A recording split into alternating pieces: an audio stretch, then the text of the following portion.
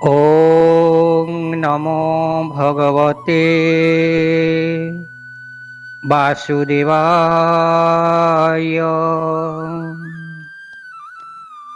जय जगन्नाथ, जय श्री कृष्ण। प्रिय सज्जन मंडली, प्रवीर यूट्यूब चैनल को आपण मान को स्वागत करुछि।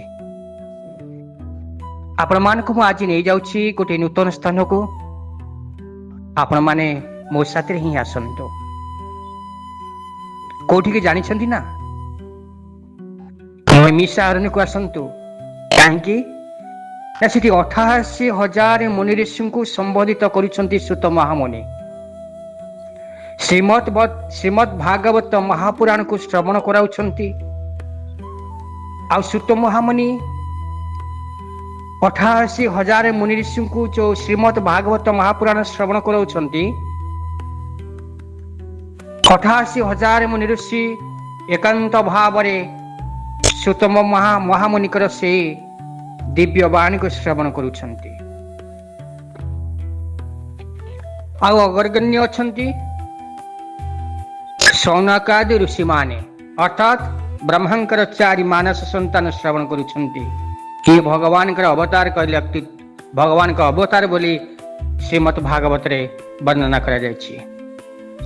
सनक, सनंद, सनातन, सनत कुमार ये सनकादि ऋषि माने श्रीमद् भागवत महापुराण को श्रवण करुछंती सुत महामुनि ठारू। हेले आज हठात करी गोटे प्रश्न पचारि देले सुत महाराज को। कहले, हे सुत महामुनि, आपण जो कहले जे मरी जाइथिबा व्यक्तिर मध्य समस्त मंगल साधन कल्याण करिब आउ प्रेतचन उद्धार करिबा एकमात्र श्रीमद् भागवत महापुराण ही श्रेयस्कर, तार प्रमाण कौन? आउ कहार नहीं केवल श्रीमद् भागवत महापुराण जे प्रेतचन मध्य उद्धार करि पारे। बंचिथिबा अवस्था तो अनेक कहती, अनेक शास्त्र, अनेक मंत्र श्रीमद् भागवत महापुराण जब ग्राम मानक वृद्धा वृद्धि कहीं पढ़ी था अचेत अवस्था मृत्यु जंत्रणा को भोग करुथांती।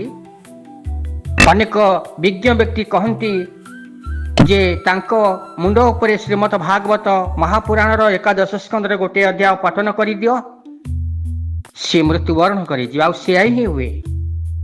हेले मरी जीवा परे ये अशरीर आत्मा जी दृश्य हुए नहीं, ये संसार परिवार से प्रेतचनी रे जन्म नहीं घुरी बुलुवा संसार रे ताको उद्धार करिवार माध्यम केवल श्रीमद् भागवत महापुराण बोली सुत महामुनि कहिबा परे सनकादि ऋषि माने प्रश्न करिसेंती, यार प्रमाण कौन हमको कहंतु। आ सज्जन मंडली, आपण माने मन आसंतु, आमे समस्त श्रवण करिबा। प्रकृत रे मनुष्य मरीगला परे प्रेतजन उद्धार हबार मार्ग सत्य कौन श्रीमद् भागवत महापुराण? तेबे आसंतु आमे समस्त श्रवण करिबा से गूढ़ रहस्य को। सुत महामुनि कहिबा आरंभ कले, कले पूर्व काल रे तुंगभद्रा नदी कूल गोटे सुंदर नगर थिला। सेठे सबु लोक माने धर्मपरायण करुथिले, देवादेवी को पूजा करुथिले, धर्म मार्ग रे चलुथिले। सेई नगर रे वेद रे प्रवीण धर्मात्मा जने ब्राह्मण रहुथिले, जहांकर नाम थिला आत्मदेव। तेजरे से द्वितीय देव भास्कर। भास्कर बोलते सूर्य, गोटे सूर्य जमी सारा जगत को आलोकित करती। ये आत्मदेव ब्राह्मण जनक ज्ञान रे एते आलोकित थिले, एते तेजस्वी थिले जे तांको तेजरे सारा संसार ज्ञानमय हो जाउथिला।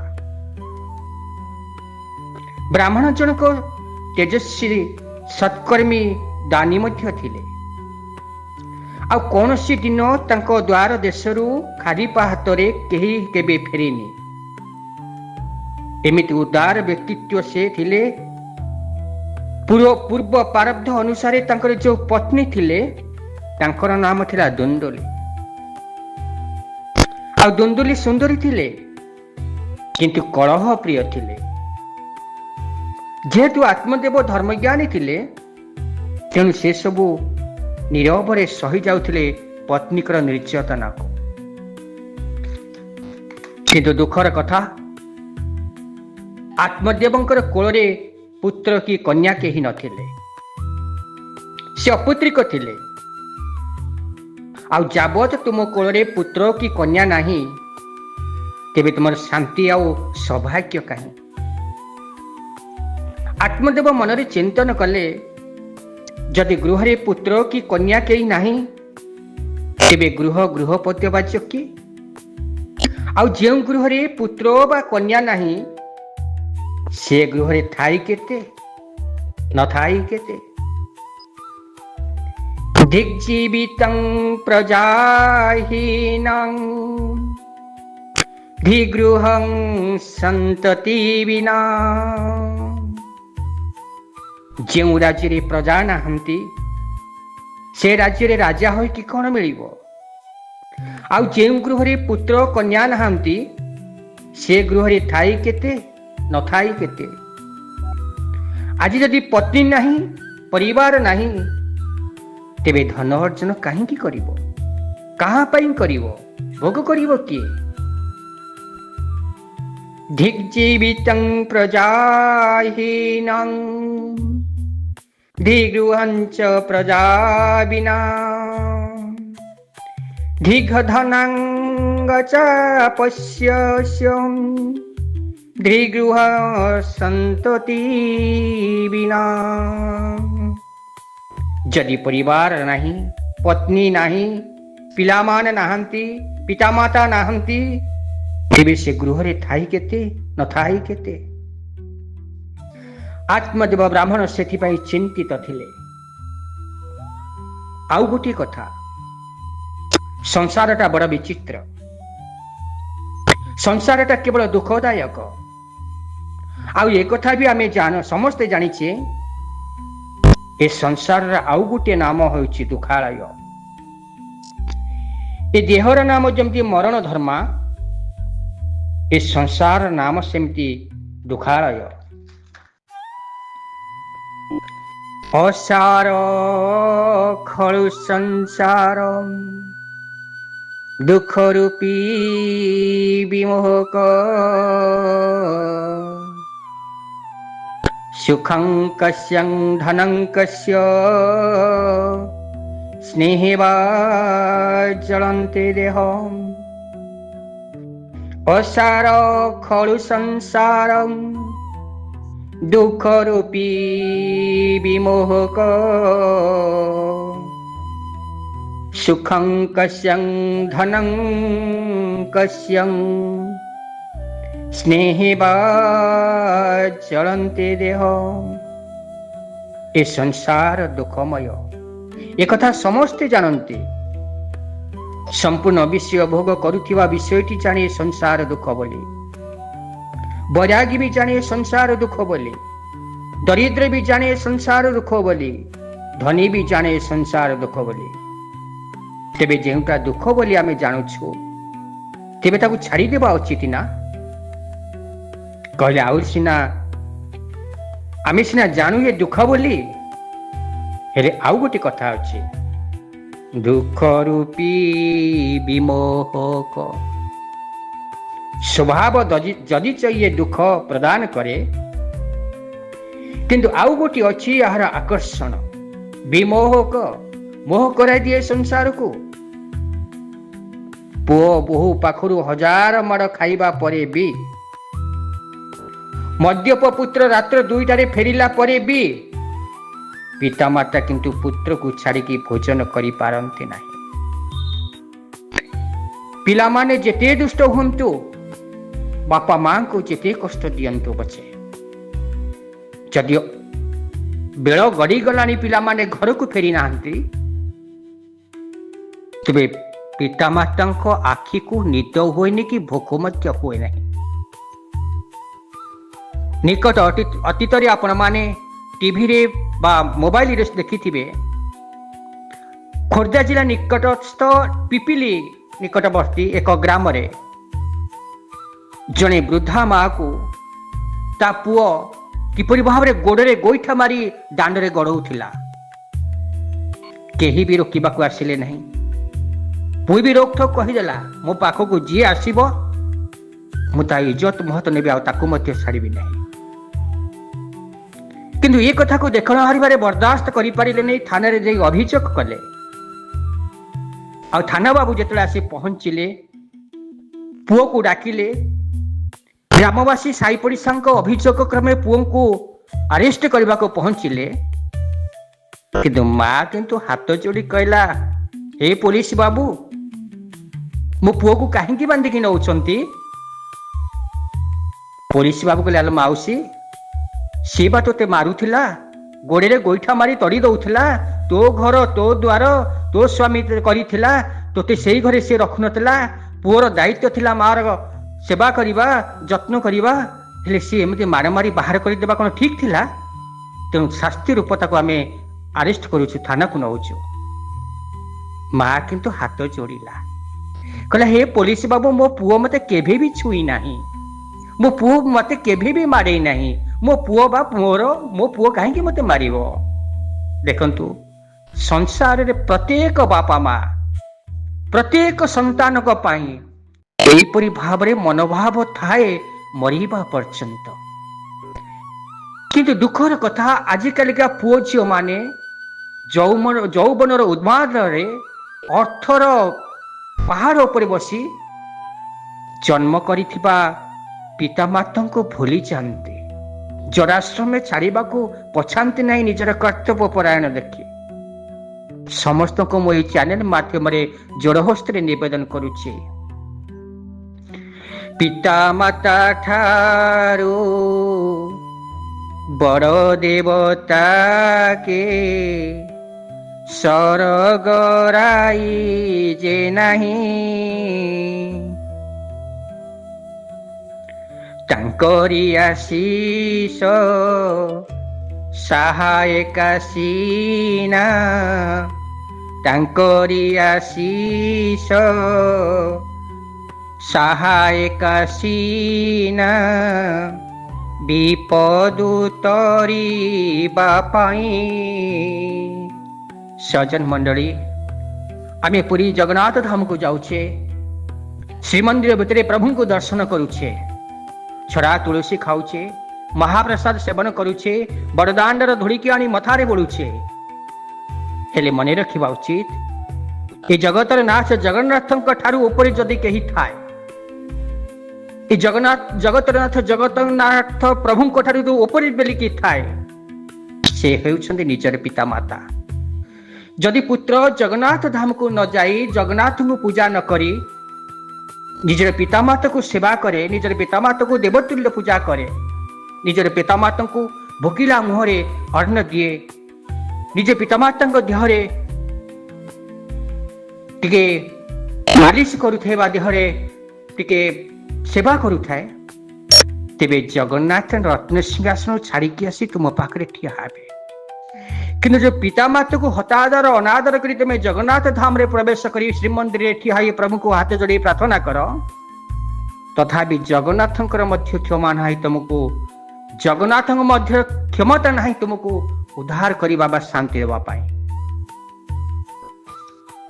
सेही कथा होची दुख रूपी विमोहक तो पितामातांकर स्वभाव होची या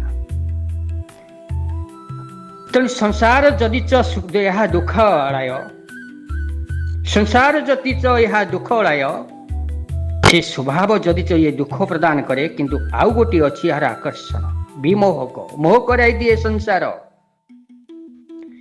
ए शरीर रे रोगजात हुए प्रतिक्षण रे से तो कह जाए शरीरम रोग मंदिरम मंदिर जमती भगवान रही थांती सेहीपरि भाव ए शरीर रे रोग रही थाए प्रत्येक देहरे रोग होची ए शरीर होची रोगर मंदिर आ ये रोगर देह जाए ए संसार रे सुख काई न चेदं सुख किंचित न सुखं च क्रवरति सुखं मस्तिं विरक्त्य स मनरे कांत जीवन कहले देह राग रोग इंद्रर सुख अच्छी कि आपण माने कहतु आमे कहूचे सुख नाही सुख नाही सुख नाही देवराज इंद्रर सुख अच्छी कि रोग नहीं ठीक हेले इंद्रंकर सुख काई मर्त्य जदि कही जने तपस्या कला आगे इंद्र आसन टळिला जदि कौ असुर प्रतापशाली हो गला तबे इंद्र विताड़ित हो गला ब्रह्मादि अप्सरा रंभादि अप्सरा पारिजात पुष्प उच्चसेवा हय ऐरावत हस्ती स्वर्गादि संपत्ति सबु थाई करी इंद्र पाखरे सुख ही नहीं दीन कहे धनवान सुखी धनवान कहे सुख राजगु भारी राजा कहे महाराज सुखी महाराजा कहे सुख इंद्र कुमारी इंद्र कहे चतुरानन को ब्रह्मा कहे सुख विष्णु को भारी तुलसीदास विचारी कहे हरि भजन बिना सब जीव दुखाई बोले भागवत भगवान की स्वर्ग रे जेपरि देवता मानक उपरे विपत्ति न आसले सेमती भजन करने को बेल मिले नहीं मर्त्य से धनी मान विपद न आसिले एमान को भजन करने को समय मिले ना से भाव देवराज इंद्र सुख काई आमे कहचे स्वर्ग रे सुख मिली थाए हेले दरिद्र को यदि पचरा जाए तू सुखी किए से कहब धनी धनी को यदि पचार सुखी किए से कहब राजा राजा को यदि पचार सुखी किए से कहब महाराजा महाराजा को पचार सुखी किए से कहब इंद्र आई इंद्र को यदि पचार तू सुखी इंद्र कहब मो ठारू दुखी संसार रे केही नाही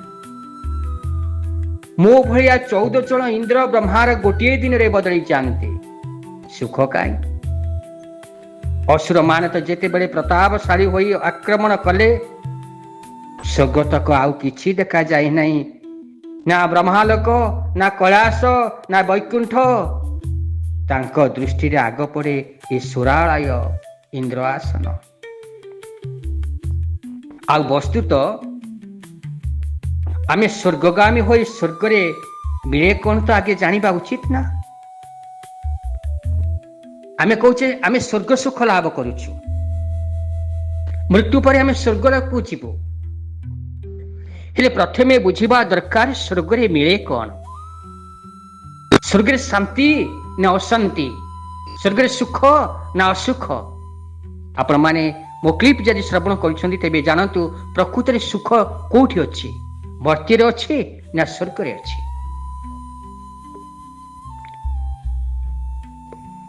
एक कथा बुझिबा दरकार जे रंभा अस्परा आदि बेश्या माने स्वर्ग रे थांती आ एक नंबर मद मध्य स्वर्ग रे मिली थाए देवता माने सुरापान करंती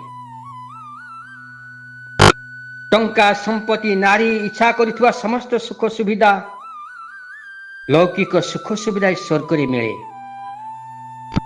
हेले प्रभु भजन मिले कि कहले ना भजन कीर्तन न हेले नहीं सत कहबाकू गले स्वर्गर देवता माने जेमिति ଏ ମର୍ତ୍ତ୍ୟର ଧନୀମାନେ ମଧ୍ୟ ସେମିତି। କାହିଁକି ନା ସ୍ୱର୍ଗରେ ଦେବତା ମାନଙ୍କ ଉପରେ ଯେମିତି ବିପତ୍ତି ନ ପଡ଼ିଲେ ଯେମିତି ଭଜନ କରିବାକୁ ତାଙ୍କୁ ମେଳ ମିଳେ ନାହିଁ, ଏ ମର୍ତ୍ତ୍ୟର ଧନୀମାନଙ୍କ ଉପରେ ବିପଦ ନ ପଡ଼ିଲେ, ରାହୁକେତୁ ନ ପଡ଼ିଲେ ଏମାନଙ୍କୁ ଭଜନ କରିବାକୁ ବେଳ ମିଳେ ନାହିଁ। ସ୍ୱର୍ଗରେ ବେଶୀ କିଛି ମିଳେନି, ବରଂ କ୍ଷତି ମିଳେ। ମର୍ତ୍ତ୍ୟରେ ଦୁଃଖ ଭିତରେ କଦାଚିତ ସାଧୁ ସଙ୍ଗ ହୋଇଯାଏ, କଦାଚିତ ସଦ୍ଗୁରୁ ଆଶ୍ରୟ ହୋଇଯାଏ, କେବେ କେବେ ପ୍ରଭୁଙ୍କର ଧାମରେ ପରିକ୍ରମା ହୋଇଯାଏ, କେବେ କେବେ ମହାପ୍ରସାଦ ସେବା ହୋଇଯାଏ, କେବେ କେବେ ଗଙ୍ଗାଦି ସ୍ୱର୍ଣ୍ଣ ତୀର୍ଥମାନଙ୍କରେ ସ୍ନାନ କରିବାର ସୌଭାଗ୍ୟ ମିଳିଯାଏ।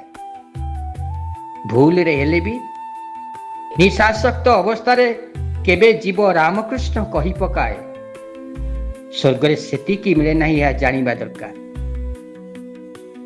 ଦ୍ୱିତୀୟ କଥା, ମର୍ତ୍ତ୍ୟରେ ଯଦି ପାପ କରିକି ପାପର ପର୍ବତ ଛିଡ଼ା କରାଇ ଦେଇଥାଅ, ତାହେଲେ ବି ସାଧୁମାନଙ୍କ ଦ୍ୱାରା, ଗୁରୁମାନଙ୍କ ଦ୍ୱାରା, ବିପ୍ରମାନଙ୍କ ଦ୍ୱାରା, ଶ୍ରୀମଦ୍ ଭାଗବତ ଆଦି ଗ୍ରନ୍ଥ ଦ୍ୱାରା ଏ ପ୍ରାରବ୍ଧ ବି ନଷ୍ଟ ହୋଇଯାଏ। କିନ୍ତୁ ସ୍ୱର୍ଗରେ ତାହା ମିଳେ ନାହିଁ। ଆପଣମାନେ କେବେ ଶୁଣିଛନ୍ତି କି ସ୍ୱର୍ଗରେ ଇନ୍ଦ୍ର ଅମକ ଜାଗାରେ ବସି ତପସ୍ୟା କରୁଛନ୍ତି? କେବେ ଆପଣ ଶ୍ରବଣ କରି ଶୁଣିଛନ୍ତି କି ଅଗ୍ନି, ବରୁଣ, ଯମ କେଉଁଠି ଜପ ତପ କରୁଛନ୍ତି? କେତେବେଳେ ଏମାନେ ତପସ୍ୟା କରନ୍ତି? ନା ଯେତେବେଳେ ଏମାନଙ୍କ ଲୌକିକ ସମ୍ପତ୍ତି ଉପରେ ଏମାନଙ୍କର ବିପତ୍ତି ଆସିଯାଏ, ସେତେବେଳେ ଦେବତା ମାନେ ଭଗବାନଙ୍କୁ ତପସ୍ୟା କରନ୍ତି ବା ଆରାଧନା କରନ୍ତି ବା ଖୋଜନ୍ତି ପ୍ରଭୁଙ୍କୁ।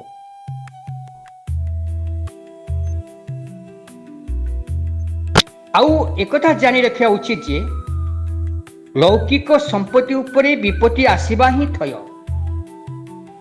ଆଉ ଏ ଲୌକିକ ଦେହ ଉପରେ ବିପଦ ଆସିବା ହେଉଛି ଥୟ। ଆଉ ଏ ଲୌକିକ ଦେହ ସ୍ଥିତିକୁ ମନ ସ୍ଥିତିରୁ ଋଣା ଅବସ୍ଥାରୁ ଯଦି ତୁମକୁ ଅତିକ୍ରମ କରାଇବା ବାଲା କିଏ ଥାଏ, ଆଉ ଅତିକ୍ରମ କରାଇ ନିତ୍ୟ ଧାମରେ ପହଞ୍ଚେଇବାକୁ ଥାଏ, ନିତ୍ୟ ଅବସ୍ଥାରେ ସତ୍ କରି ବଞ୍ଚାଇ ଦେଇପାରେ, ତାହା କେବଳ ହେଉଛି ଶ୍ରୀମଦ୍ ଭାଗବତ ମହାପୁରାଣ ବ୍ୟତୀତ ଆଉ କେହି ନୁହନ୍ତି। କେବଳ ପଠନ କରନ୍ତୁ, ଶ୍ରବଣ କରନ୍ତୁ, ତମ ଜୀବଦଶାରୁ ଇଏ ପାର କରେଇଦେବ। ଦୁଃଖ, କଷ୍ଟ, ଯନ୍ତ୍ରଣା, ରୋଗ, ବ୍ୟାଧି ସମସ୍ତରୁ ପାର କରିବାର ଅଧିକାର କେବଳ ଶ୍ରୀମଦ୍ ଭାଗବତ ମହାପୁରାଣରେ ଅଛନ୍ତି, ଆଉ କାହାର ଅଧିକାର ନାହିଁ। ତେଣୁ ଆତ୍ମଦେବ ମନରେ ଚିନ୍ତନ କରୁଛନ୍ତି। ସୁଖଦେବ ସୁତ ମହାମୁନି କହୁଛନ୍ତି 88 ମହାର ଋଷି ମାନଙ୍କୁ, ଏ ଯୋଉ ସନକାଦି ପ୍ରଶ୍ନ କରିଥିଲେ ଯେ କିପରି ଭାବରେ ଶ୍ରୀମଦ୍ ଭାଗବତ କେବଳ ଶ୍ରେଷ୍ଠକର ପ୍ରେତ ଜନିରୁ ଉଦ୍ଧାର କରିବା ପାଇଁ, ଖାଲି ପ୍ରେତ ଜନି ନୁହଁ, ସବୁ ଜନିରୁ ଉଦ୍ଧାର କରିବାର କେବଳ ଅଧିକାର ଅଛି ଶ୍ରୀମଦ୍ ଭାଗବତ ମହାପୁରାଣର। ଆଉ ଆତ୍ମଦେବ ମନରେ ଚିନ୍ତନ କରୁଛନ୍ତି, ଯେହେତୁ ପୁତ୍ର ବା କନ୍ୟା କେହି ନାହାନ୍ତି, ମନ ମଧ୍ୟରେ ଦୁଃଖ, ସଂସାର ପ୍ରତି ବିତୃଷ୍ଣା ଭାବ, ପତ୍ନୀଙ୍କର ଏଇ ଦୌରାତ୍ମ୍ୟରେ ଦୁଃଖରେ ମ୍ରିୟମାଣ ହେଇଯାଇଛନ୍ତି ଆତ୍ମଦେବ। ଅସାର ଖଳୁ ସଂସାରେ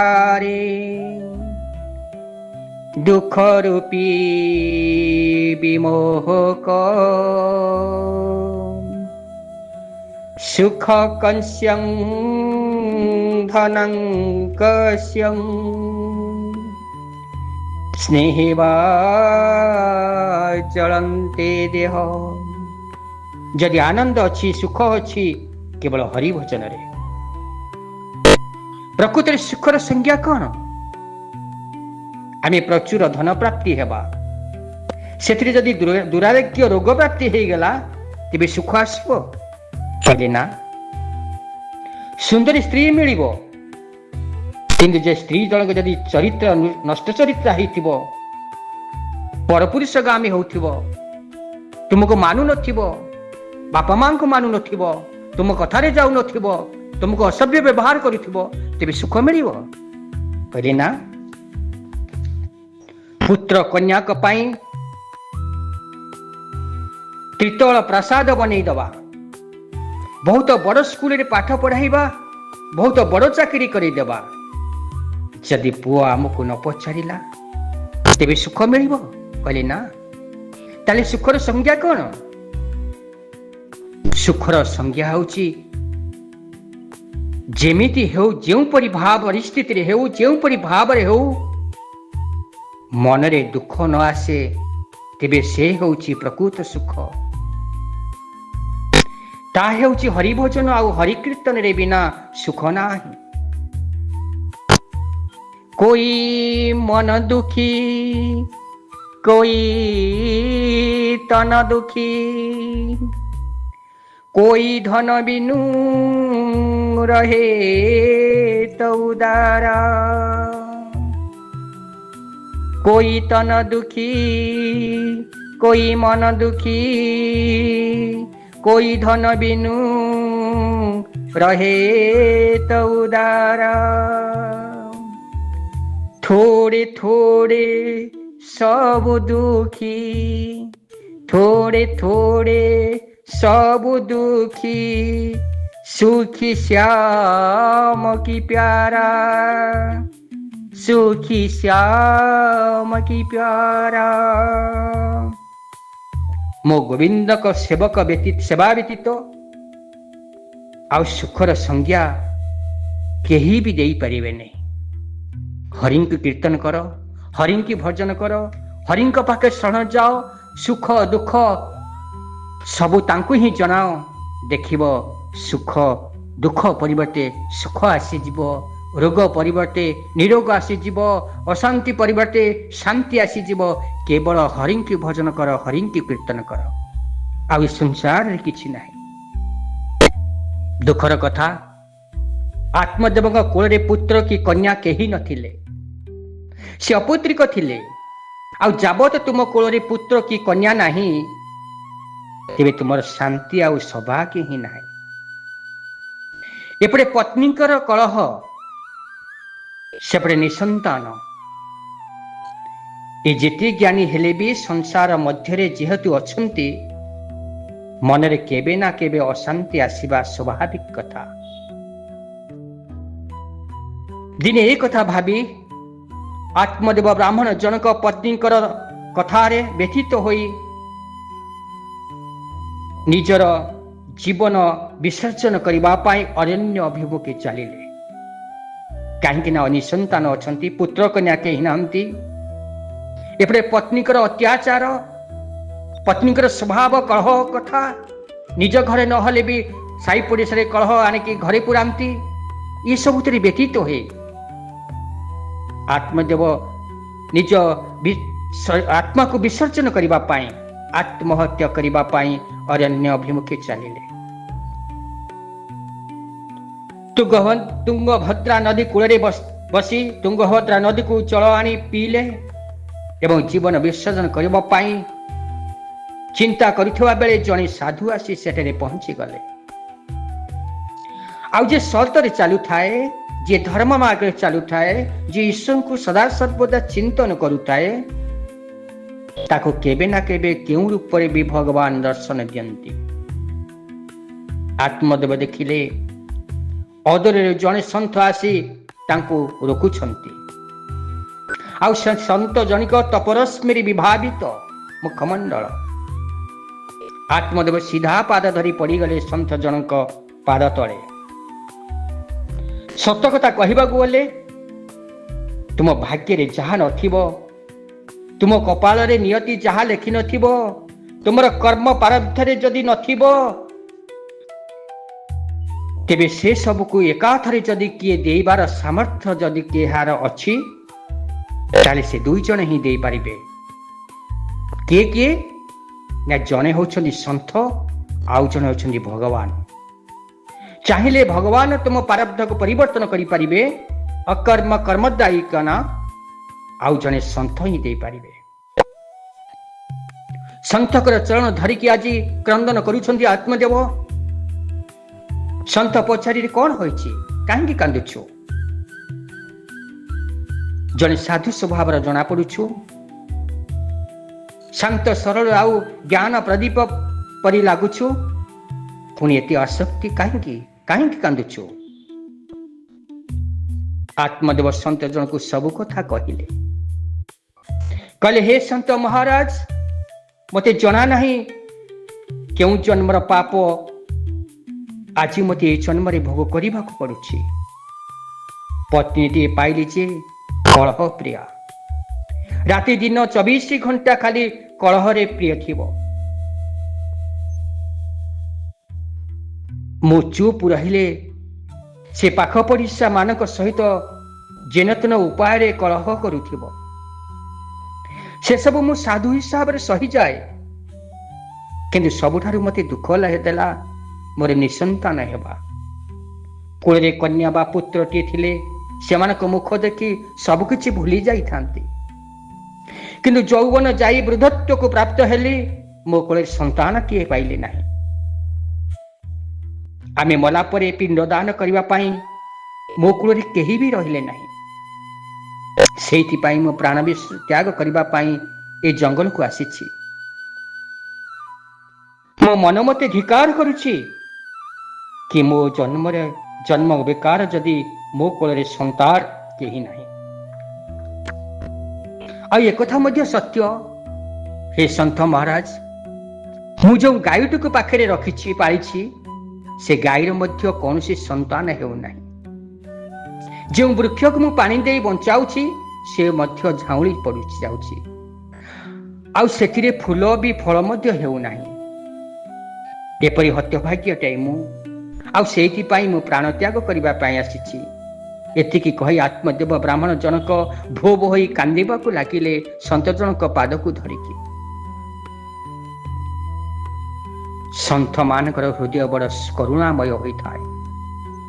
ସନ୍ଥ ଚାହେଁ ତ ନୂଆ ପ୍ରାରବ୍ଧ କାହାରି ବି ସୃଷ୍ଟି କରିପାରନ୍ତି ଭଗବାନ, କାରଣ ଭଗବାନଙ୍କ ଭଜନରେ ଅପାର ସାମର୍ଥ୍ୟ ଥାଏ। ସନ୍ଥ ଜଣକ ତାଙ୍କ ଦିବ୍ୟ ଦୃଷ୍ଟିରେ ଦେଖିଲେ ଯେ ଆତ୍ମଦେବ ବ୍ରାହ୍ମଣକୁ କହିଲେ, ହେ ବ୍ରାହ୍ମଣ, ତୁମେ ପୁତ୍ର ମୋହ ଛାଡ଼ି ଦିଅ, ପ୍ରଭୁଙ୍କ ଆଶ୍ରୟ ନିଅ, ଆଉ ଭଜନରେ ବ୍ରତୀ ରୁହ। ମୁଁ ତମର ଭାଗ୍ୟ ରେଖା ଦେଖୁଛି, ଏଇ ଗୋଟିଏ ଜନ୍ମ ନୁହେଁ, ଆଗାମୀ 7 ଜନ୍ମ ପର୍ଯ୍ୟନ୍ତ ତୁମର କୌଣସି ସନ୍ତାନ ହେବ ନାହିଁ। ଦେଖନ୍ତୁ, ଏକଥା ମଧ୍ୟ ଉଦାହରଣ ଦେଲେ ସନ୍ଥ ଜଣକ ଆତ୍ମଦେବ ବ୍ରାହ୍ମଣକୁ। ପୁରାଣରେ ଆମେ ପଢିଛୁ, ରାଜା ସଗର, ମହାରାଜ ଅଙ୍ଗ ଏମାନେ ଅପୁତ୍ରିକ ହୋଇକି ରହିଥିଲେ, ଦୁଃଖ ପାଇଛନ୍ତି। ତେଣୁ ଯେହେତୁ ତୁମର ଜନ୍ମ ପର୍ଯ୍ୟନ୍ତ 7 ଜନ୍ମ ପର୍ଯ୍ୟନ୍ତ ସନ୍ତାନ ନାହିଁ, ତୁମେ ତ ଜଙ୍ଗଲକୁ ଆସିଛ, ସଂସାର ତ୍ୟାଗ କରିଛ, ଏବେ ଈଶ୍ୱରଙ୍କୁ ପ୍ରାର୍ଥନା କର ଆଉ ଭଜନ ମଧ୍ୟ କର। ଆତ୍ମହତ୍ୟା ପରି ମହାପାପ କେବେ ମନକୁ ଆଣ ନାହିଁ। ଅନେକ ଜନ୍ମର ତପସ୍ୟା ଫଳରେ ମନୁଷ୍ୟ ଜନ୍ମ ମିଳିଥାଏ। ଅନେକ ଜନ୍ମ ତପ ଫଳେ ମନୁଷ୍ୟ ଜନ୍ମ ମହିତଳେ। ଗୋବିନ୍ଦ ଗୋବିନ୍ଦ ଗୋବିନ୍ଦ ପଦୁ ଗଳୁଛି ମକରନ୍ଦ, ବୋଲିଏ ଭାଗବତ ଭଗବାନ କି। ତେଣୁ ସନ୍ଥ ଜଣକ ଆତ୍ମଦେବଙ୍କୁ କହୁଛନ୍ତି, ହେ ଆତ୍ମଦେବ, ଅନେକ ଜନ୍ମ ତପ ଫଳେ ମନୁଷ୍ୟ ଜନ୍ମ ମହିତଳେ। ଥରେ ମନୁଷ୍ୟ ଜନ୍ମରୁ ଯଦି ପତିତ ହେଇଯାଅ, ପାପ କର୍ମ କର, ସବୁଠାରୁ ପାପ ତ ହେଉଛି ପରନାରୀ ଗମନ କରିବା ଆଉ ଆତ୍ମହତ୍ୟା କରିବା। ଆତ୍ମହତ୍ୟା କଲେ ବା ପରନାରୀ ଗମନ କଲେ ତୁମକୁ ଆଉ ମନୁଷ୍ୟ ଜନ୍ମ ଅତି ଶୀଘ୍ର ମିଳେ ନାହିଁ। ଭଗବାନ ସୃଷ୍ଟି କରିଥିବା 84 ଲକ୍ଷ ଯୋନି ଦେଇ ତୁମକୁ ଅତିକ୍ରମ କରିବା ପରେ ସୌଭାଗ୍ୟବଶତଃ ଯଦି କିଛି ଭକ୍ତି ଆସେ ବା ପୁଣ୍ୟ ଅର୍ଜନ କର, ତେବେ ପୁନରାୟ ତୁମକୁ ମନୁଷ୍ୟ ଜନ୍ମ ମିଳେ, ନହେଲେ ମନୁଷ୍ୟ ଜନ୍ମ ପାଇବାର ତୁମ ପାଖରେ ଆଉ କେବେ ବି ଭଗବାନ ଦେବେ ନାହିଁ। ଆଉ ଏକଥା ଆଉ ଥରେ, ଆତ୍ମହତ୍ୟା କଲେ 7 ଜନ୍ମ ପର୍ଯ୍ୟନ୍ତ ତୁମକୁ ମନୁଷ୍ୟ ଜନ୍ମ ମିଳିବା कष्टकर हो पड़ी थाए। तुम्हें भगवान भजन कर, तुम्हें भगवान प्रति हुआ। आत्मदेव कहले, हे संत महाराज, मोर उपदेश दरकार नहीं, मु सबू जानी सबू पढ़ी। आपण संत चाहिए भाग्य परिवर्तन करि पारिबंती। भगवान तो संत रूप में आसंती एक बोली मु जानी। तेणु मोर पुत्र दरकार। जदि पुत्र पाई किछि उपाय न करुछ, तेबे मु आपण को आगरे आत्माहुति देबा पाई बछेबी नहीं। मोर पुत्र दरकार, पुत्र। आत्मदेव ब्राह्मण करे एपरि आग्रह को देखी संत जनक कहले, देख विधातार लेखा को तो केही परिवर्तन करि परिबे नहीं। तुमर पुत्र सुख नहीं। आत्मदेव कहले, हे संत महाराज, ललाट रेसिना कपाल रेसिना विधाता लेखी नहीं, हेले विधाता लेखा को परिवर्तन करबा पाई दुई जन ही दरकार। जने होछंती भगवान, आउ जने होछंती संत। संत कौनसी ना कौनसी रूप रे भगवान, कौनसी ना कौनसी रूप संत रूप आसंती। तेणु परिवर्तन करिवार अधिकार एई दुई जन कर ही अछि। तेणु मु किछि चाहे नहीं, मु सबु ज्ञान अर्जन करिछि, मोर केवल पुत्र ही दरकार। संत जनक जोग बल एक फल पानिले, आउ से फलटी को आत्मदेव को दे कहिले, हे ब्राह्मण, तुम भाग्य किंतु संतान जोग नहीं, किंतु ये तब फल जो फलटी देली, ये तप उत्पत्ति फल ताको नहीं तुम्हें तुम पत्नी को देव। से गर्भवती हेब, आ तुमर एक बड़ ज्ञानी पुत्र टीए जन्म हेब। आ मने रख, पत्नी को कहब ये फल खाइबा परे दान धर्म करिब, आउ व्रत पुराण आदि पठन करिब, दिन रे गोटिए थर ही भोजन करिब। आ यह द्वारा गोटिए ब्रह्मज्ञानी पंडित पुत्र प्राप्त हेब। यह द्वारा तुम पितृपुरुष उद्धार होइछब। आत्मदेव जानी संत को द्वारा ही यह संभव होता है। देवता द्वारा संभव होता है, ना संत को द्वारा संभव होता है। आत्मदेव फलटी को पाई कृत्य हो गए। आ से फलटी को धरी निज पत्नी धुंदुली की देले। क्रूर स्वभाव, दुष्ट स्वभाव पत्नी धुंदुली, आ पति को सबु कथा बुझाई कहला परे मध्य धुंदुली फलटी को नहीं रखीदेले। आत्मदेव कहले, मो सामने खाओ। धुंदुली कहला, मो ऊपर तुमर कौन तुमर संदेह अच्छे? ये साधु प्रदत्त फल, सान शौच शुचिमंत हो मो फलटी को खाइबी। सरल विश्वासी आत्मदेव पत्नी कथारे विश्वास करिगले। किंतु धुंदुली निज भौणी को डाकी सबु कथा कहले। धुंदुली कहला, ए फल खाइबा परे मो पेटरे पिलाज रहिबो, आ से आस्ते आस्ते बढ़िबा को लागिबो। खटा खाइबी नहीं, राग खाइबी नहीं, एटा खाइबी नहीं, सेटा खाइबी नहीं, जप करिबी, तप करिबी। हे भौणी, ये सब मु पारिबी नहीं। आउ गर्भधारण जंत्रणा ठारू पिला जन्म जे केते कष्ट, से सब पारिबी नहीं। तो किछिटा चिंता कर। आउ धुंदुली भौणी को सेई समय आउ धुंदुली रो भौणी सेई समय अंतःसत्त्वा थिला। भौणी उपाय बतई देला। साधु प्रदत्त फलटी को गोशाला गो माता को भोजन कराई देला। आउ निजे गर्भवास होइछि बोली अभिनय करबा को लागेला। उचित समय रे भौणी ठारू संतान आनी पारिबा को लागेला। एपटे गो माता भक्षण करिथिबा साधु प्रदत्त फल प्रभाव रे गो माता मध्य गोटे अविकल मनुष्य शिशुटी जन्म देला, जार कान केवल गो मातार कान परी, आउ शरीर मनुष्य परी। आत्मदेव एक कथा देखि बहुत संतोष आउ खुशी मध्य होई गले। गोमाता जन्म देथिबा संतान नाम गोकर्ण रखागला, कारण तार कान गोमाता कान परी थिला। ଆଉ ଧୁନ୍ଦୁଲିର ନାମ ଅନୁସାରେ ଧୁନ୍ଦୁଲି ତା ପୁତ୍ରର ନାମ ରଖିଲା ଧୁନ୍ଦୁକାରୀ। ଭଉଣୀ ଠାରୁ ପୁତ୍ର ଆଣି ଭଉଣୀ ସନ୍ତାନକୁ ଆଣି ପାରିଲା ଧୁନ୍ଦୁଲି ଆଉ ସତ କହିଦେଲା, ଜଣେଇଦେଲା ଆତ୍ମଦେବକୁ ଇଏ ହେଉଛି ମୋ ଗର୍ଭର ସନ୍ତାନ ବୋଲି। ଆତ୍ମଦେବ ସନ୍ତୁଷ୍ଟ ହେଇଗଲେ, ଖୁସି ହେଇଗଲେ, ଆନନ୍ଦରେ ବିଭୋର ହେଇଗଲେ। ଯେଉଁ ପରିବାରରେ ପୁତ୍ର କିମ୍ବା କନ୍ୟା ନଥିଲା ସେଥିରେ ପୁଣି ଗୋମାତାର ସନ୍ତାନ, ଏପଟେ ନିଜ ପତ୍ନୀଙ୍କର ମଧ୍ୟ ସନ୍ତାନ, ଯାହା ଗୁରୁ ପ୍ରଦତ୍ତ ଫଳ ଆଉ ଗୁରୁ ଆଶୀର୍ବାଦ ନିଶ୍ଚିନ୍ତ ଭାବରେ କାର୍ଯ୍ୟରେ ଲାଗିଛି। ସମୟ ଅତିକ୍ରାନ୍ତ ହେଲା, ଉଭୟ ବଢିବାକୁ ଲାଗିଲେ, ଦୁଇଟି ପୁତ୍ର ବଢିବାକୁ ଲାଗିଲେ। ଗୋକର୍ଣ୍ଣ ଯୌବନରେ ପଦାର୍ପଣ କଲେ। ଦେଖିବାକୁ ତେଜସ୍ୱୀ, ବଳବନ୍ତ ଆଉ ଶାନ୍ତ ସ୍ୱଭାବ, ସଚ୍ଚୋଟ ଜ୍ଞାନୀ ମହାତ୍ମା ପରି ଆଚରଣ କରିବାରେ ଲାଗିଲେ। ଆଉ ଧୁନ୍ଦୁକାରୀ ତାର ଓଲଟା ଦେଖାଗଲା। ଖାଇବା ପିଇବାରେ ପଶୁ ପରି କ୍ରୋଧୀ, ଅପରିଷ୍କାର, କ୍ଷଣ ପ୍ରତି ଆକର୍ଷଣ, ମଦ୍ୟ ମାଂସ, ଦୁରାଚାରୀ, ଚୋରି, କପଟତା ଆଉ ବେଶ୍ୟା ଶକ୍ତିରେ ଲିପ୍ତ ରହିଲା ଧୁନ୍ଦୁକାରୀ। ପିତା ମାତାଙ୍କ ଉପରେ ଅନ୍ୟାୟ ଅତ୍ୟାଚାର ବି କଲା। ଆତ୍ମଦେବ ଯେତେ ବୁଝାଇଲେ ମଧ୍ୟ ଧୁନ୍ଦୁକାରୀ କିଛି ବୁଝିଲା ନାହିଁ। ପିତାଙ୍କୁ ମାଡ଼ ମାରିବାକୁ ପଛାଇଲା ନାହିଁ। ଆତ୍ମଦେବ ମନରେ ଚିନ୍ତନ କଲେ, ସାଧୁ ଯାହା କହୁଥିଲେ ସତ କଥା।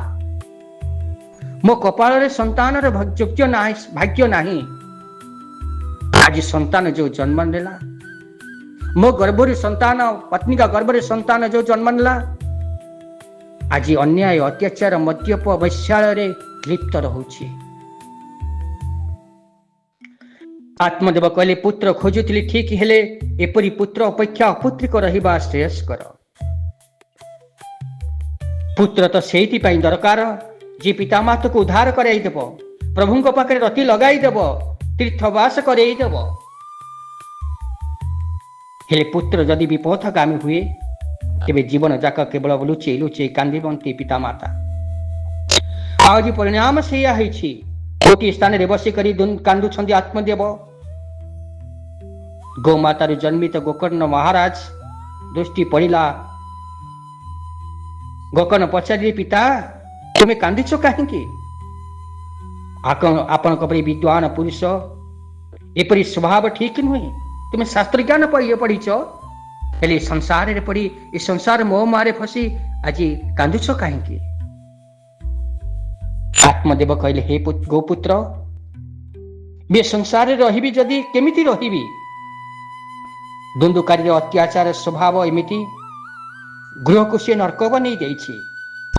ଆଉ ଏ ଗୃହକୁ ଛାଡ଼ିକି ଯିବି ତ ଅରଣ୍ୟକୁ ଯିବି କେମିତି, ରହିବି କେମିତି? ଅରଣ୍ୟର ପ୍ରବଳ ବାଧା ଆଉ ଅରଣ୍ୟର ପ୍ରବଳ ବୈରାଗ୍ୟରେ ଏ ସଂସାରକୁ ମୁଁ ଭୁଲି ପାରିବି ନାହିଁ।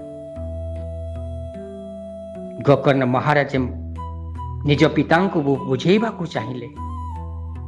ପୁତ୍ର ତ ସେଇ ଦୁଃଖ ସମୟରେ, କଷ୍ଟ ସମୟରେ, ଯନ୍ତ୍ରଣା ସମୟରେ ଯେ କଥା ପଦେ ବି ଭଲରେ କହିଥାଏ। ଆଜି ଗୋମାତାରୁ ଜନ୍ମିତ ସେ ସାଧୁ ପ୍ରଦତ୍ତ ଫଳର ସେଇ କରାମତି ଆଜି ଗୋକର୍ଣ୍ଣ ମହାରାଜ ଆତ୍ମଦେବକୁ ନିଜର ପିତା ବୋଲି ଭାବି ବୁଝେଇବାକୁ ଚେଷ୍ଟା କରୁଛନ୍ତି। ଦେହେସ୍ମଂ ସୁଧୀରେ ଭୀମତି ତେଜସ୍ୱତମ୍ ଜାୟା ସୁତାଂ ବିଶୁସଦାଂ ମମଚନ୍ତ ବିଶୁନ୍ ପଶ୍ୟାନି ଶମ୍ଭୁ ଜଗଦୀଶ କ୍ଷଣଂ ଭଙ୍ଗୁଣକସାମ ବୈରାଗ୍ୟ ସାରଂ ରସିକଂ ଭବବାକିନସ୍ତଂ। ଭଲ କି ବାପା ଆଜି ଆଖି ଖୋଲିକି ଦେଖ, ଏ ସଂସାର ପ୍ରତି କ୍ଷଣରେ ପରିବର୍ତ୍ତନ ହେବାରେ ଲାଗିଛି। ବେଙ୍ଗ କହେ ବେଙ୍ଗୁଲିଲୋ ମଇ କ୍ଷଣ କ୍ଷଣିକ ଆନ। ଆମକୁ ଦୁଇଟି ମମତା ଖାଇଯାଏ। ଗୋଟିଏ ଆମ ଦେହ ପ୍ରତି ମମତା, ଅନ୍ୟଟି ଆମ ଦେହରୁ ସୃଷ୍ଟି ହୋଇଥିବା ଜୀବ ପ୍ରତି ମମତା। ଏସବୁ ମମତାକୁ ଛାଡ, ଭକ୍ତିକୁ ଆଶ୍ରା କରି ନିଅ ବାପା। ଦୁଇଟି କଥା କର। ଆତ୍ମଦେବ ବୁଝାଉଛନ୍ତି, କ୍ଷମା କରିବେ, ଗୋକର୍ଣ୍ଣ ମହାରାଜ ବୁଝାଉଛନ୍ତି ଆତ୍ମଦେବକୁ, ହେ ପିତା, दुईटी काम कर, गोटे गोविंद पाखरे गोविंद सेवारे तत्पर हुआ, नले प्रभुंकर कथा श्रवण तत्पर हुआ। धर्म भजस्यं सनतं त्याज लोक धर्मां सेवस्यं साधु पुरुषं दहि काम तृष्णा अनस्य गुणं चिन्तनं मासु मुक्ता सेवकथार समहं वितरागमो।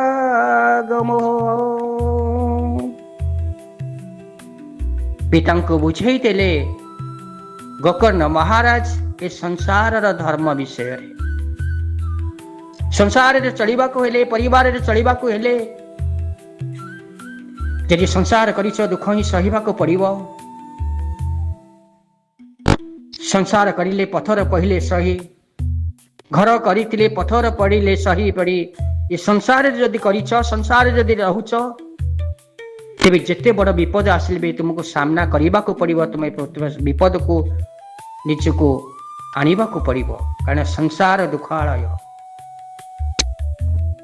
पिता को बुझाउछन्ति आत्मदेव, क्षमा करिवे गोकर्ण महाराज। दुंदुकारी अत्याचार गोकर्णकर उपदेश रे आत्मदेव तीर्थाटन रे चली गले। आ गोकर्ण मनरे चिंतन कले, मु भी ए घरे रही करिबी कोन। गोकर्ण महाराज मते तीर्थाटन रे चलिले।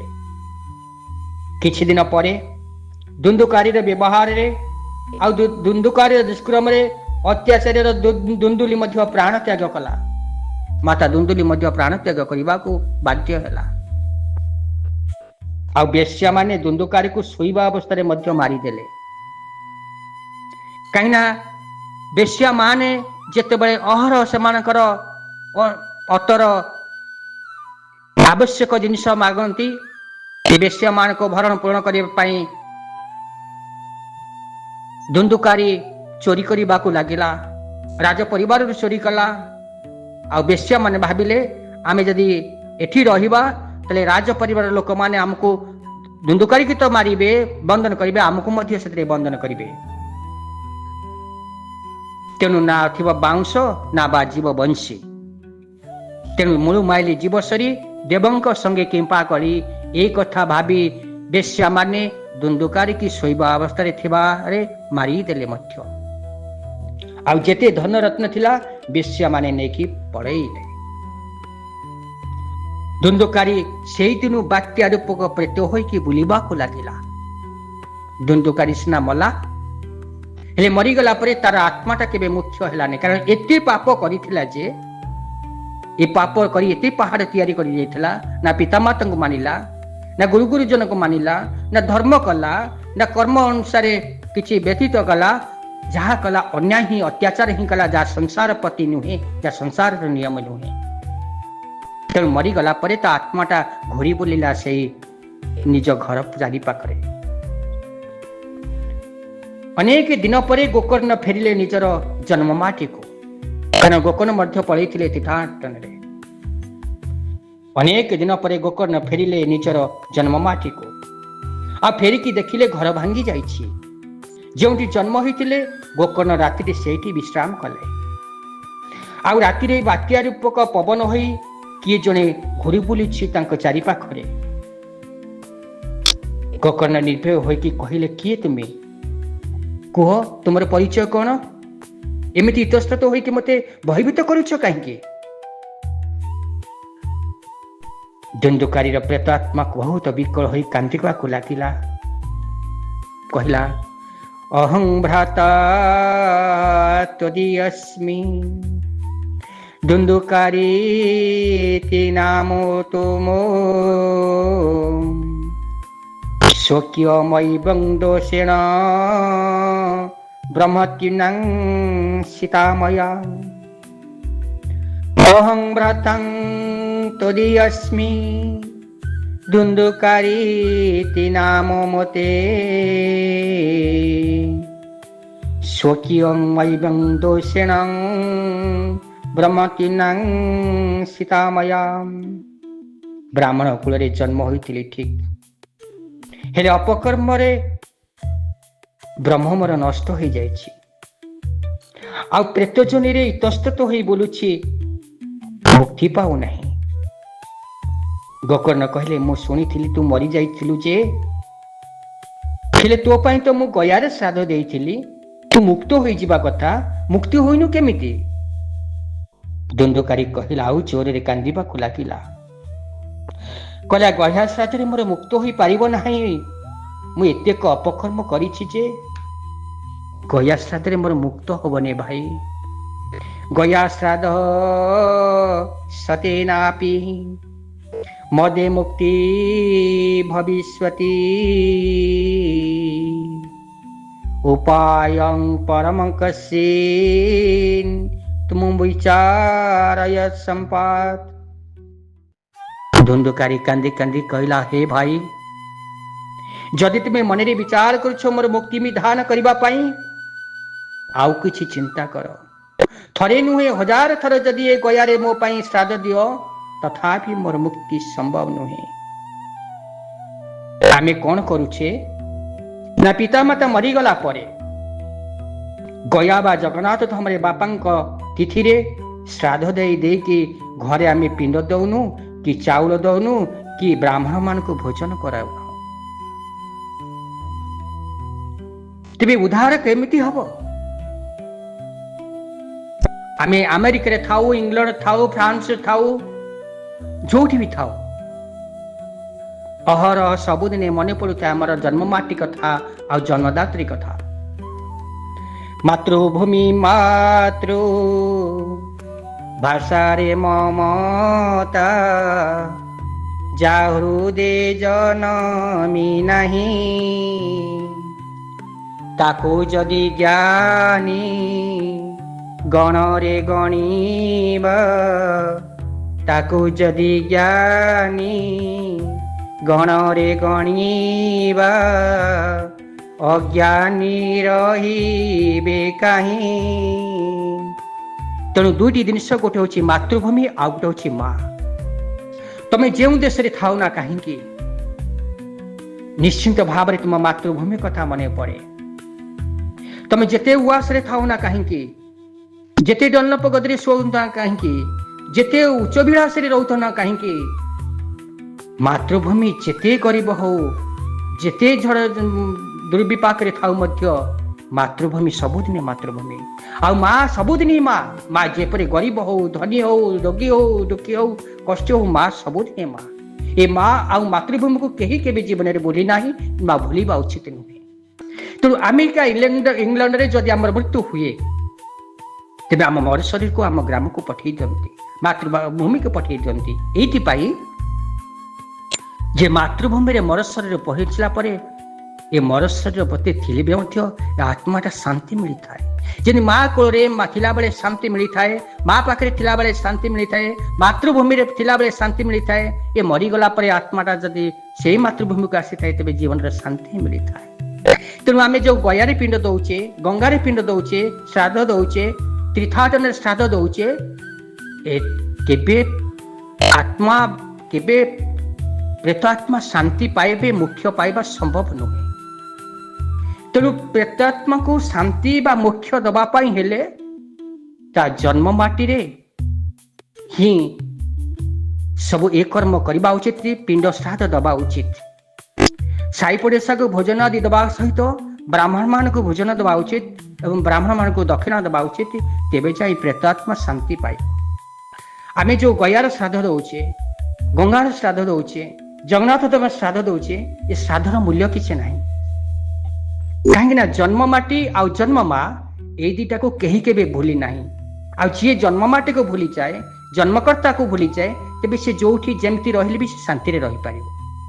ତେଣୁ ଜନ୍ମ ମାଟି ଆଉ ଜନ୍ମକର୍ତ୍ତା ମାତାକୁ ଯିଏ ଭୁଲେ ନାହିଁ, ଆଉ ଯିଏ ସବୁଦିନେ ପିତାମାତାଙ୍କୁ ସେବା କରୁଥାଏ, ଜନ୍ମ ମାଟିକୁ ଗ୍ରହଣ କରୁଥାଏ, ତେବେ ତା ଜୀବନରେ କେବଳ ଶାନ୍ତି ଥାଏ। ତେଣୁ ସେଇଥିପାଇଁ ଆମ ଆତ୍ମସ୍ୱଜନ ମରିଗଲା ପରେ ଯଦି ଆମେ ଆତ୍ମସ୍ୱଜନ ପ୍ରେତାତ୍ମାକୁ ଆମେ ପ୍ରେତଜନରୁ ଉଦ୍ଧାର କରିବା ପାଇଁ ଚାହୁଁ, ତେବେ ପ୍ରେତଜନକୁ ଉଦ୍ଧାର କରିବାକୁ ହେଲେ ନିଜ ଜନ୍ମ ମାଟିରେ ଶ୍ରାଦ୍ଧ ଦେବା ଉଚିତ ଏବଂ ଜନ୍ମ ମାଟିରେ ତା ଶୁଦ୍ଧିକର୍ମ କରିବା ଉଚିତ। ଏ କଥା ହିଁ ଶାସ୍ତ୍ର ବିଦିତ ଅଛି। ଆଜି ଆତ୍ମଦେବଙ୍କ ପାଖ, ଆଜି ଗୋକର୍ଣ୍ଣଙ୍କ ପାଖରେ ଏ ଦ୍ୱନ୍ଦ୍ୱକାଳୀର ପ୍ରେତାତ୍ମା କାନ୍ଦୁଛି, କହୁଛି ମୁଁ ଉଦ୍ଧାର ହେବି କେମିତି ଭାଇ? ଯଦି ତୁମେ ଗୟାରେ ଶ୍ରାଦ୍ଧ 1000 ଥର ଶ୍ରାଦ୍ଧ ଦିଅ ତଥାପି ମୋର ଉଦ୍ଧାର ହେବ ନାହିଁ। ତେବେ ଉଦ୍ଧାର ହେବ କେମିତି? ଗୋକର୍ଣ୍ଣ ସମସ୍ତ ବିଦ୍ୱାନ ପଣ୍ଡିତ ମାନଙ୍କୁ ପଚାରିଲେ। ଗୋକର୍ଣ୍ଣ କହିଲେ, ଆଚ୍ଛା ଗୟାରେ ମୁଁ ଶ୍ରାଦ୍ଧ ଦେଲି, ମୋ ଭାଇର କାହିଁକି ମୁକ୍ତି ହେଲାନି? ପ୍ରେତ ହୋଇକି କ୍ରନ୍ଦନ କରୁଛି, ବସିବାକୁ ସ୍ଥାନ ପାଉନି, କ'ଣ କରିବି? କେମିତି ସେ ମୁକ୍ତ ହେବ? ସମସ୍ତ ପଣ୍ଡିତ ମାନେ ବିଚାର କଲେ, କରି ୟାଠାରୁ ଆଉ ତ ବାଟ ନାହିଁ। ଗୀତା ପାଠ କରିଥିଲ? ଆତ୍ମଦେବ ଗୋକର୍ଣ୍ଣ କହିଲେ, ହଁ, ଯେତେବେଳେ ଗୟାର ଶ୍ରାଦ୍ଧ ଦେଲି ଗୀତା ପାଠ କରିଛି, ଜଳାଞ୍ଜଳି ଦେଇଛି, ତିଳତର୍ପଣ କରିଛି, ପିଣ୍ଡ ପ୍ରଦାନ କରିଛି, ଷାଣ୍ମାସିକ କରିଛି, ବାର୍ଷିକ କରିଛି, ସବୁ କରିଛି, ତଥାପି ମୋ ଭାଇର ଆତ୍ମା ମୁକ୍ତି ପାଉନାହିଁ। ତାହେଲେ ଆଉ ଉପାୟ ନାହିଁ। କର୍ମକାଣ୍ଡୀ ମାନେ ମନା କରିଦେଲେ। ଗୋକର୍ଣ୍ଣ ମହାରାଜ ମନରେ ଚିନ୍ତନ କଲେ, ତାହେଲେ ଆର ଉପାୟ କ'ଣ? ଆର ଉତ୍ତର ଦେବ କିଏ? ମୋ ଭାଇର ମୁକ୍ତି ହେବ କେମିତି? ଧର୍ମର ସ୍ୱରୂପ କିଏ? ନା ସୂର୍ଯ୍ୟ ନାରାୟଣ। ସୂର୍ଯ୍ୟ ନାରାୟଣଙ୍କୁ ଉପାସନା କଲେ ଗୋକର୍ଣ୍ଣ ମହାରାଜ। ତ ସୂର୍ଯ୍ୟ ନାରାୟଣ ନିର୍ଦ୍ଦେଶ କଲେ, ଶ୍ରୀମଦ୍ ଭାଗବତଂ ମୁକ୍ତିଂ ସପ୍ତାହ ବାଚଂ ନ କୁରୁ। ଗୋକର୍ଣ୍ଣ ପ୍ରତି ପ୍ରେତଚୁନରୁ ମୁକ୍ତି ପାଇଁ ଜଣେ ହିଁ ସମର୍ଥ। ଶ୍ରୀମଦ୍ ଭାଗବତ ଆଉ ଶ୍ରୀମଦ୍ ଭାଗବତ ମହାପୁରାଣ ହିଁ କରାଓ ସପ୍ତାହ ବ୍ୟାପୀ। ଶ୍ରୀମଦ୍ ଭାଗବତଂ ମୁକ୍ତିଂ ସପ୍ତାହ ବାଚନ କୁରୁ। ଗୋକର୍ଣ୍ଣ ସପ୍ତାହ ବାଚନ ପାଇଁ ଆୟୋଜନ କଲେ। ସପ୍ତାହ ବାଚନ ପାଇଁ ଭାଗବତର ଆୟୋଜନ କଲେ ଗୋକର୍ଣ୍ଣ ମହାରାଜ। ଦୁନ୍ଦୁକରୀ ପାଇଁ ଆସନ ମଧ୍ୟ ଦେଲେ। ହେଲେ ଯେତେଥର ଦୁନ୍ଦୁକାରୀର କଥା ଶ୍ରବଣ କରିବାକୁ ଆସିକରି ବସୁଥାଏ, ବାୟୁ ତାକୁ ସେଠାରୁ ଉଡ଼ାଇ ନେଇଯାଉଥାଏ। ଦୁନ୍ଦୁକାରୀ ବିକଳରେ କ୍ରନ୍ଦନ କରୁଥାଏ, ମତେ ଟିକେ ଶୁଣିବାକୁ ଦିଅ, ମତେ ଟିକେ ଶୁଣିବାକୁ ଦିଅ, ମୁଁ ଶୁଣିଲେ ମୋ କାନରେ ପଡ଼ିଗଲେ ମୁଁ ମୁକ୍ତି ହେଇଯିବି, ଉଦ୍ଧାର ହେଇଯିବି। ହେଲେ ବାୟୁ ତାକୁ ଉଡ଼ାରିକି ନେଇଯାଉଥାଏ। କେତେ ଅସହାୟ ଦେଖ। ପିଣ୍ଡରେ ପ୍ରାଣ ଥିଲା ବେଳେ ନିଜ ଅହମିକାରେ ସବୁ କିଛି କରିଥାଅ। ଯୁଆଡ଼େ ଚାହଁ ସାଡ଼େ ଯାଇପାର, ଯାହା ମନ ତାହା କରିପାର। ହେଲେ ମରିଗଲା ପରେ ପ୍ରେତଜନି ଏମିତି ଗୋଟିଏ ଜନି, ସେଠି ବଳ ଚଳେ ନାହିଁ, ମନ ଚଳେ ନାହିଁ, ଇଚ୍ଛା ଚଳେ ନାହିଁ, ମୃତ୍ୟୁ ଆସେ ନାହିଁ, ସବୁ ସହିବାକୁ ହୁଏ। ଦୁନ୍ଦୁକାରୀ କ୍ରନ୍ଦନ କରୁଛି। ଟିକିଏ ଆତ୍ମ ଯୌବନ ଅବସ୍ଥାରେ, ଏ ଯୌବନ ବଳରେ, ବାହୁବଳ, ଅର୍ଥବଳ, ଲୋକବଳରେ ଆମେ କେତେ ଯେ ପାପ କରାଉ, କେତେ ଯେ ଅନ୍ୟାୟ କରାଉ। ଏ ଅନ୍ୟାୟ ପାପ ଫଳରେ ଆମେ ମରିଗଲା ପରେ ବଞ୍ଚିଥିବା ଅବସ୍ଥାରେ ତ କଷ୍ଟ ଭୋଗିବାକୁ ପଡ଼େ। ସତ୍ୟ ଧର୍ମ ନ୍ୟାୟ ଦେଶରେ ସତ୍ୟ ଧର୍ମ ଯୋଉଠି ଅଛି, ଭଗବାନ ଯୋଉଠି ଅଛନ୍ତି, ଈଶ୍ୱରଙ୍କ ସତ୍ତା ଯୋଉଠି ଅଛି, ଈଶ୍ୱର ଯୋଉ ସଂସାର ସୃଷ୍ଟି କରିଛନ୍ତି, ତୁମେ ସିନା ଆତ୍ମଗର୍ବରେ, ଯୌବନରେ, ଆତ୍ମ ବଢ଼ିବାରେ, ନିଜ ବାହୁବଳରେ, ଅର୍ଥ ବଳରେ ତୁମେ ସିନା ବଡ଼ ହେଇପାରିବ, ସବୁ କିଛି କରିପାରିବ, ଅନ୍ୟାୟ କରିପାରିବ, ଅନ୍ୟାୟରେ ଅର୍ଥ ରୋଜଗାର କରିପାରିବ, ଲୋକମାନଙ୍କୁ ମାରିପାରିବ। ପର ମୁହୂର୍ତ୍ତରେ କର୍ମର ଫଳ ତମକୁ ଭୋଗ କରିବାକୁ ପଡ଼ିବ। ଏ ଜନ୍ମରେ ନୁହେଁ, ନହେଲେ ମଧ୍ୟ 100 ଜନ୍ମ ପର୍ଯ୍ୟନ୍ତ ତମକୁ ଅପେକ୍ଷା କରିବାକୁ ପଡ଼ିବ ସେଇ କର୍ମର ଫଳ ତମକୁ ଭୋଗ କରିବା ପାଇଁ। ଯଦି ଏ ଜୀବିତ ଅବସ୍ଥାରେ କିଛି ତ ଭୋଗ କଲ, ଏ ମରିଗଲା ପରେ ମଧ୍ୟ ପ୍ରେତଜନିରେ ମଧ୍ୟ ତୁମକୁ ଭୋଗ କରିବାକୁ ପଡ଼ିବ। ଆଜି ଦୁନ୍ଦୁକାରୀ ଯେମିତି ଭୋଗ କରୁଛି। କେତେ ଅସହାୟ ଦେଖ। ଶେଷରେ ପଣ୍ଡିତ ମାନେ ଗୋକର୍ଣ୍ଣ ମହାରାଜ କହିଲେ, ପଣ୍ଡିତ ମାନଙ୍କୁ କହିଲେ, ହେ ପଣ୍ଡିତ ମହାରାଜ, ମୋ ଭାଇ ତ ବସିବା ପାଇଁ ସ୍ଥାନ ପାଉନାହିଁ। ମୋ ଭାଇ ସିନା ଭାଗବତ ସ୍ଥଳରେ, ଶ୍ରବଣ ସ୍ଥଳରେ ବସିଲେ ସିନା ଶ୍ରବଣ କଲେ ସେ ମୁକ୍ତି ପାଇବ। ତୁମେ ମୋ ଭାଇ ତ ବସିବା ପାଇଁ ସ୍ଥାନ ପାଉନି, ମୋ ଭାଇକି ତ ବାୟୁକୁ ଉଡ଼େଇ ନେଇ ପଳଉଛି, ମୋ ଭାଇ ଶ୍ରବଣ କରିବ କେମିତି? ଦେଖ, ଯସ୍ୟ ଶ୍ରବଣ ମାତ୍ରେଣ ହରିଶ୍ଚିତ ସମାଶ୍ରୟେ। ଯାହାକୁ ଶୁଣିବା ମାତ୍ରକେ ଗୋବିନ୍ଦ ସେଇ ହୃଦୟରେ ନିବାସ କରି ଯାଆନ୍ତି, ଯୋଉ ହୃଦୟରେ ଭାଗବତ ଭଗବାନ ଥାନ୍ତି। ତେଣୁ ଶ୍ରୀମଦ୍ ଭାଗବତ ମହାପୁରାଣ ଏମିତି ଏକ ଶାସ୍ତ୍ର, ଏମିତି ଏକ ଗ୍ରନ୍ଥ, ଏମିତି ଏକ ପୁରାଣ, ଯାହାକୁ ପଠନ କରିବା ମାତ୍ରେ जो घरे श्रीमद भागवत महापुराण अछंती से घरे सर्प भयर न थाए। जो घरे भागवत महापुराण अछंती से घरे केबे अकाल वियोग घटी न थाए। जो घरे श्रीमद भागवत महापुराण पठन होता है से घरे 21 पुरुष पर्यंत जदि पाप आत्मारे किए थाए प्रेत जन किए पाप आचरण करते तेरे समस्ते ही मुक्ति प्राप्त होता। मु कहूनी आज्ञा, शास्त्र कहूँ, श्रीमद भागवत महापुराण कहते। आज शेष पंडित माने सप्त गंठी युक्त एक बाउंसर रंध्र मध्य दुंदुकारी प्रेत आत्मा को स्थान देले। आ प्रतिदिन भागवत श्रवण करिबारे शेष बाउंसर गोटे लेखाए गंठी फाटिबा आरंभ कला। जो प्रेत जनी रे थिला गोकर्ण, क्षमा करिबे दुंदुकारी, ए दुंदुकारी आत्माटा को विज्ञ प्राज्ञ पंडित माने मंत्र बल एक सप्त गंठी विशिष्ट बाउंसरे रंध्र करी ए दुंदुकारी प्रेतात्माटा को ता भितर पुरेकी बंद करदेले। आ श्रवण करेले, से श्रवण स्थान रे रखिले। आ श्रीमद भागवत महापुराण को पठन करागला। आ श्रीमद भागवत महापुराण को श्रवण करिबारे लागिला दुंदुकारी। प्रतिदिन भागवत श्रवण करिबारे शेष बाउंसर गोटे गोटे खाए गंठी फाटिबा आरंभ कला। आ शेष दिन 7 दिन चतुर्भुज रूप धारण कर दुंदुकारी उद्धार हो गला। विष्णुदूत माने वैकुंठ आसिले, सांगरे दुंदुकारी आत्मा को नेबा पाई बाहरिले। दुंदुकारी प्रणाम कला गोकर्ण को। आउ सभारे बसिथिबा भागवत स्थल बसिथिबा ब्राह्मण मान को दुंदुकारी प्रणाम कला।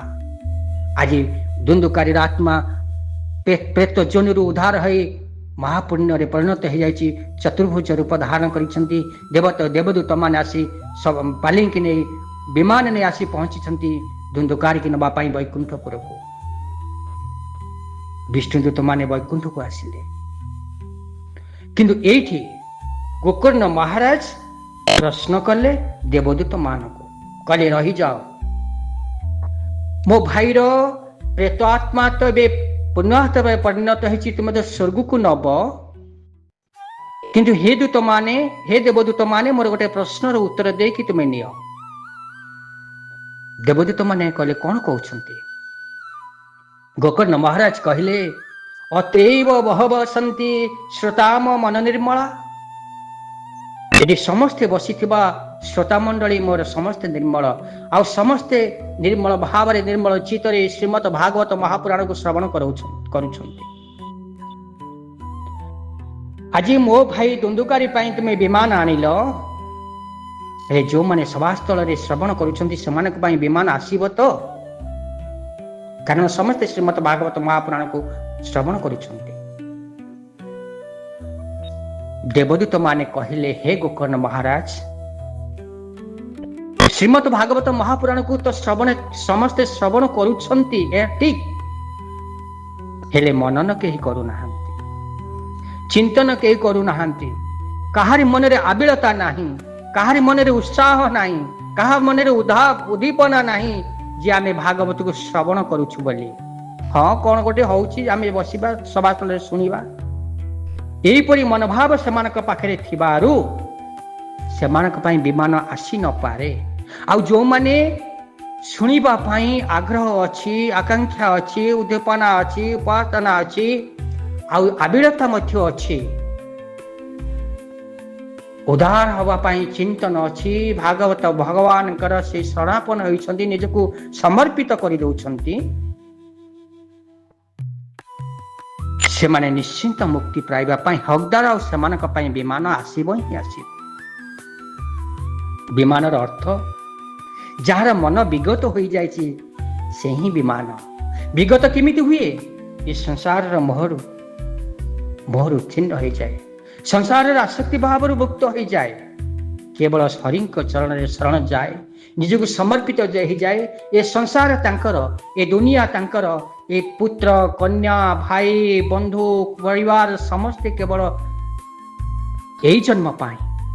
पूर्व जन्म से माने कौन थिले, परवर्ती जन्म से कौन हेबे, संबंध रहिबो कि नाही ताहा भी किछि गणना ही नाही।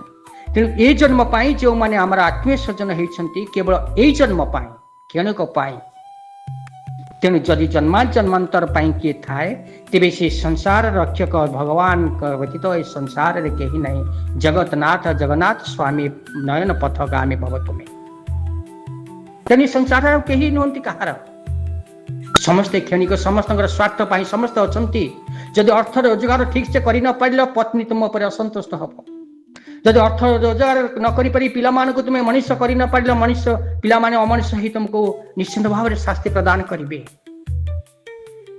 जदि पड़ोसी मानकु तुमे भल रूपे न दे पारिल अर्थ न दे पारिल पड़ोसी माने मध्य तुम प्रति अहंकार करिवे बंधु बांधव को तुमे उचित समय जदि तांका पाखे ठिया न हलो उचित समय जदि तांको सहयोग न कल बंधु बांधव मध्य तुमको दूरेई देबे तेणु आपणार परिवार गोटे लोक आपणार जदि करूथाय किए जन्म पाई गोटे जन्म पाई 7 जन्म पाई जन्म जन्मांतर पाई से कल जगन्नाथ स्वामी नयन पथगामी भव तुमे आंक व्यतीत आउ केही नुहंती तेबे आसंतु आज बाणक विश्राम देवा पूर्व आपण मानक जोड़हस्तर निवेदन करिवे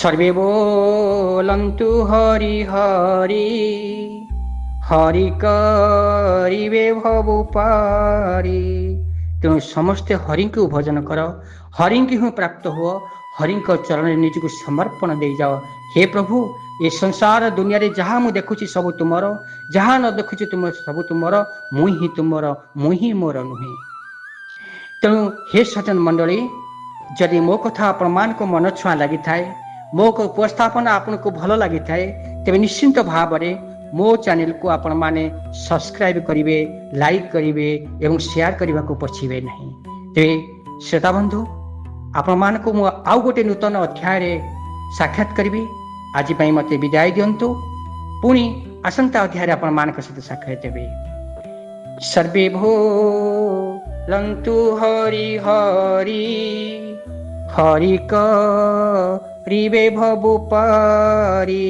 बोलिए भागवत भगवान की सर्वे भवन्तु सुखिनः सर्वे सन्तु निरामय सर्वे भद्राणि पश्यन्तु मा कश्चित् दुःखं भवेत् ओम शांति ओम शांति ओम शांति।